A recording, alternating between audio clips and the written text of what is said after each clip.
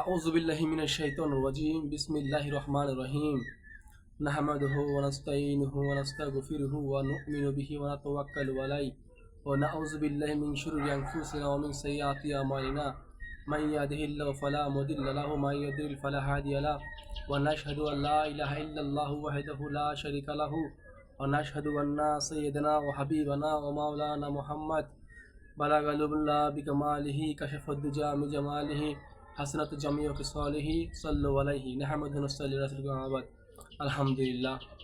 মহান আল্লাহ তাআলার দরবারে লাখ শুকরিয়া যে আল্লাহ রাব্বুল আলামিন হায়াতের মালিক, মৌতের মালিক, ইজ্জতের মালিক, বেইজ্জতের মালিক, যে আল্লাহ রাব্বুল আলামিন আমাদেরকে এই ফিতনা ফাসাদের জামানায় সমস্ত অশ্লীল এবং সমস্ত কাজ থেকে ফারাক করে আল্লাহ তাআলা আমাদেরকে একটি দিনের মজলিসে আসার মতো এবং বসার মতো তৌফিক দান করলো। তাই আমরা দিল থেকে সবাই শুকরিয়া আদায় করি আলহামদুলিল্লাহ। ভাই, যারা আল্লাহ তাআলার নেয়ামত পেয়ে নেয়ামতের শুকরিয়া আদায় করে আল্লাহ তাআলা তাদের নেয়ামতকে বাড়িয়ে দেয়, আর যারা নেয়ামত পায় কিন্তু শুকরিয়া আদায় করে না, আল্লাহ তাআলা তাদের নেয়ামত কাড়িয়ে নেয় এবং খুশি আজাব ইফতার করে। এই জন্য ভাই দোস্ত বুজুর্গ আদিজ, এই দুনিয়া জমিনে আল্লাহ পাক শত শত নবী রাসূলগণ আম্বিয়া কেরামকে পাঠিয়েছেন। এর মধ্যে আল্লাহ তাআলা নবীদেরকে ধর্ম প্রচারের জন্য বাছাই করছেন এবং সাহাবীদেরকে আল্লাহ তাআলা ধর্ম প্রচারের জন্য বাছাই করছেন এবং আল্লাহ তাআলা উম্মতে মুহাম্মাদীকেও ধর্ম প্রচারের জন্য বাছাই করছেন। এই জন্য ভাই, সমস্ত নবীরা পৃথিবীতে এসে সমস্ত কাফের মুশরিকদেরকে এই একটা কথাই বলেন, একটা বাক্যই বলেন যে ইয়া আইয়ুহান নাস কুলু লা ইলাহা ইল্লাল্লাহু তুফলিহুন, হে লোক সকল তোমরা সবাই বলো লা ইলাহা ইল্লাল্লাহ মুহাম্মাদুর রাসূলুল্লাহ। যারা দুনিয়া জমিনে বলছে লা ইলাহা ইল্লাল্লাহ মুহাম্মাদুর রাসূলুল্লাহ, তারা সবাই কামিয়াব হয়ে গেছে এবং কোনো না কোনো একদিন তারা জান্নাতে চলে যাবেই যাবে। আর যারা বলে নাই তারা নাকাম, ধ্বংস হয়ে গেছে। যেমন হযরত মুহাম্মদ রাসূলুল্লাহ সাল্লাল্লাহু আলাইহি ওয়াসাল্লামের নিজের চাচাও ধ্বংস হয়ে গেছে, আবু জাহেল। না তার কোনোদিন জান্নাত আছে, না তার কোনোদিন পরকাল আছে। সে ব্যক্তি দুনিয়াতে ধ্বংস হয়ে গেছে, আখিরাতে ধ্বংস হয়ে গেছে। এই জন্য ভাই দোস্ত বুজুর্গ আদিজ, এই জন্য আমাদের সমস্ত মুসলমানের উপর ফরজ এই কালেমার দাওয়াত দেওয়া। যে ভাই, আল্লাহ তাআলা বলেন তোমরা পুরোপুরি মুসলমান না হয়ে কবরে কেউ আইসো না। এখন আজকে পুরোপুরি মুসলমান হতে হলে আমাদের কিছু আল্লাহ তাআলা আদেশ মেনে চলতে হবে। এর মধ্যে যেমন আল্লাহ তাআলা বলেছে, হে মুসলমানগণ, তোমরা সুদ খেও না, তোমরা ঘুষ নিও না, তোমরা এমন চুরি করো না, জিনা করো না, গীবত করো না, চুগলখড়ি করো না, এবং অন্যের সম্পত্তি ঠকিয়ে নিও না, এবং ওজনে কম দিও না, পরনিন্দা করো না, লোভ করো না, হিংসা করো না, অহংকার করো না। এগুলা যাদের মাঝে থাকে, তো ভাই আল্লাহ তাআলা বলছে তোমরা দুনিয়াতে ক্ষতিগ্রস্ত, আখিরাতে ক্ষতিগ্রস্ত। এই জন্য আমরা যদি প্রকৃত মুসলমান হতে চাই, পুরোপুরি মুসলমান হতে চাই, অবশ্যই আমাদেরকে আল্লাহ তাআলা এই নিয়মগুলো পালন করতে হবে। যে আল্লাহ তাআলা বলছে, হে দুনিয়ার কোরআনের ভিতরে, হে দুনিয়ার মানুষ, হে লোক সকল, আমি তোমাদেরকে দুনিয়াতে পাঠিয়েছি একমাত্র শুধু আমার ইবাদত করার জন্য। যে আমার ইবাদত কি? আমার ইবাদত কি শুধু নামাজ পড়া? আমার আল্লাহ তাআলার ইবাদত কি শুধু নামাজ পড়া, শুধু রোজা রাখা, হজ করা, যাকাত দেওয়া? না, এর মধ্যে ইসলাম ধর্ম সীমাবদ্ধ নয়। ইসলাম ধর্ম সীমাবদ্ধ হচ্ছে চরিত্র, আখলাক চরিত্র, খুলুকে আজিম। চরিত্র হচ্ছে তিন প্রকার। এক নম্বরে খুলুকে হাসান, দুই নম্বরে খুলুকে কারিম, তিন নম্বরে খুলুকে আজিম। এক নম্বর খুলুকে হাসান চরিত্রের নাম হচ্ছে, কেউ যদি আমাকে বিনা কারণে একটি আঘাত করে, আমি তাকে ঠিক ওই আঘাতটি করব, এটাকে বলা হয় খুলুকে হাসান। আর বিনা কারণে কেউ যদি আমাকে এমন দুইটা ঘুষি দেয়, বিনিময়ে আমি তাকে একটা ঘুষি দিব, আমি বরদাস্ত করলাম, একটা ঘুষি আমি দেই নেই, এটাকে বলা হয় খুলুকে কারিম। আরেকটা হচ্ছে খুলুকে আজিম, কেউ যদি আমার ক্ষতি করে, বিনিময়ে আমি যদি কাউকে উপকার করে চলে আসি, এটাকে বলা হয় খুলুকে আজিম সিফত। এটা ছিল নবীদের সিফত, যে ক্ষতি করার পর উপকার করছে। এই জন্য ভাই দোস্ত আমাদের সর্বোত্তম আখলাক হচ্ছে খুলুকে আজিম আখলাক। এই আখলাকের অধিকারী হতে হলে অবশ্যই আমাদেরকে অনেক মেধা এবং অনেক ধৈর্য ধরতে হবে। সমস্ত মানুষকে আল্লাহ তাআলা দুনিয়ার জীবনে যেমন বাছাই করছে, তো আল্লাহ তাআলা আমাদেরকেও বাছাই করছে। আর আল্লাহ তাআলা আমাদেরকে বাছাই করছে সমস্ত মানব জাতির হেদায়েতের জন্য, সমস্ত মুসলমানের হেদায়েতের জন্য। আমি নিজে নিজে আজকে আমল করি, আমি নিজে নিজে নামাজ পড়ি, আমি নিজে নিজে জিকির করি, আমি নিজে নিজে তাসবিহ তাহলিল পাঠ করি, আমি তো ভাই আল্লাহ তাআলার সমস্ত আমল যদি করি, কিন্তু আমি যদি অপর ভাইকে দাওয়াত না দিই, তো কাল কিয়ামতের মধ্যে আল্লাহ তাআলা আমাকে পাকড়াও করবে যে তুমি দুনিয়ার জমিনে আমল করছো, অন্য ভাইকে দাওয়াত দাও নাই, এই জন্য তোমার ঠিকানা জাহান্নাম। এই জন্য আল্লাহ তাআলা বলছে তুমি বাঁচাও, তোমার আহলকে বাঁচাও এবং তুমি তোমার উম্মতে মুহাম্মাদকে বাঁচাও। এই জন্যই আমাদের উদ্দেশ্য। ভাই দোস্ত বুজুর্গ আজিজ, আল্লাহ তাআলা দুনিয়ার জমিনে এই দুনিয়াকে তৈরি করার পরে একবারও তিনি দুনিয়ার জমিনে দুনিয়ার দিকে নেক নজর তাকান নেই। কারণ এই আল্লাহ তাআলা এই দুনিয়াকে একটি মশার যে পাখা আছে ওই পাখার সমতুল্য মূল্য রাখেন নেই। এই দুনিয়া হচ্ছে একটা খেলনা।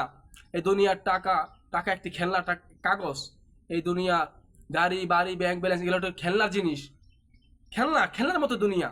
যে বলা হয়েছে একটা ফুটবল, কেউ যদি লাথি মারে ফুটবলটি উড়ে যায়, হ্যাঁ ঠিক এই দুনিয়াটা ওরকম আমাদের ভাবতে হবে। কিন্তু আমরা যদি দুনিয়াকে আঁকড়ে ধরতে গিয়ে আল্লাহ তাআলার হুকুম হালকা না মানি, তাহলে আমরা দুনিয়া তো ক্ষতিগ্রস্ত, আখিরাত ক্ষতিগ্রস্ত। এই জন্য যে ব্যক্তি আল্লাহ তাআলা ইমান আমলকে গুছিয়ে রাখবে, সাহাবীদের পথকে অনুসরণ করবে এবং যে কোনো একজন সাহাবীকে যে ব্যক্তি ফলো করবে সে ব্যক্তি হেদায়েত প্রাপ্ত হয়ে যাবে ইনশাআল্লাহ তাআলা। এজন্য ভাই আমাদেরকে সাহাবীদের ফলো করতে হবে। আমাদের মডেল হচ্ছে সাহাবী। আমাদের মডেল যে কোনো একজন সাহাবীকে ফলো করলে আমরা হেদায়েত পেয়ে যাব। সুতরাং আমাদের অরিজিনাল মডেল হচ্ছে সাহাবী কেরাম, সাহাবে আজমাইন। এবং আমাদেরকে নবীদের ফলো করতে হবে এবং সমস্ত নবীদের মধ্যে হুজুর পাক সাল্লাল্লাহু আলাইহি ওয়াসাল্লামের সমস্ত সুন্নতের দিকে আমাদের ফলো করতে হবে। এজন্য সুন্নতের উপরে হেদায়েত, সুন্নত নাই যা হেদায়েত তার নাই।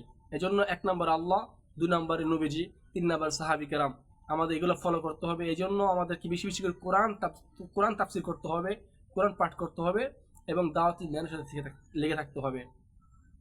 যেমন পাক আল্লাহ তাআলা আব্বুল আলামিন এই দুনিয়াকে আসমান ছাড়া আসমান বানাইছেন, জমিন ছাড়া জমিন যেভাবে বানাইছেন, আল্লাহ তাআলা বিনা খুঁটির দ্বারা পুরো 7 আসমানকে ঝুলায় রাখছেন, 7 জমিনকে বিছায় রাখছেন এবং আল্লাহ তাআলা দুনিয়ার সমস্ত মাখলুকাতকে বিনা পরিশ্রমে খানা খাওয়াইতেছেন। আল্লাহ তাআলা দুনিয়ার জমিনে 18,000 মাখলুকাতকে তৈরি করছেন। 18,000 মাখলুকাতের ভিতরে আল্লাহ তাআলা 17,999 মাখলুকাত তৈরি করেছেন মানুষের গোলামি করার জন্য। আর মানুষকে আল্লাহ তাআলা তৈরি করেছেন একমাত্র আল্লাহ তাআলা গোলামি করার জন্য। এখন আমার প্রশ্ন হচ্ছে, আমরা যদি আল্লাহ তাআলা গোলামি করি তাহলে আমরা কি কারণে আমরা এমন সুদ খেতেছি, ঘুষ খাইতেছি, চুরি করতেছি, এমনকি জেনা করতেছি, গীবত করতেছি, চকলখড়ি করতেছি, হারাম খাইতেছি, এবং লোভ করতেছি, হিংসা করতেছি, অহংকার করতেছি, তাহলে কি আমরা এটা কি আল্লাহর ইবাদত হয়ে গেল? না, কখনো নয়। এজন্য আল্লাহ তাআলা পবিত্র কোরআনে বলেন, কুল্লুকুন খাত্তাউন, তোমরা সবাই গুনাহগার। আমরা সবাই গুনাহগার। গুনাহ ছাড়া পৃথিবীর জমিনে কেউ মানুষ নাই। একমাত্র নবী রাসূল বেগুনাহ মাসুম।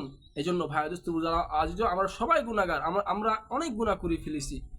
এই জন্য কাল কিয়ামতের ময়দানে আল্লাহ তাআলা যদি আমাদের ক্ষমা না করেন, প্রত্যেকটি গুনাহ হিসাব দিতে আমাদের অবস্থা খুব টাইট হয়ে যাবে।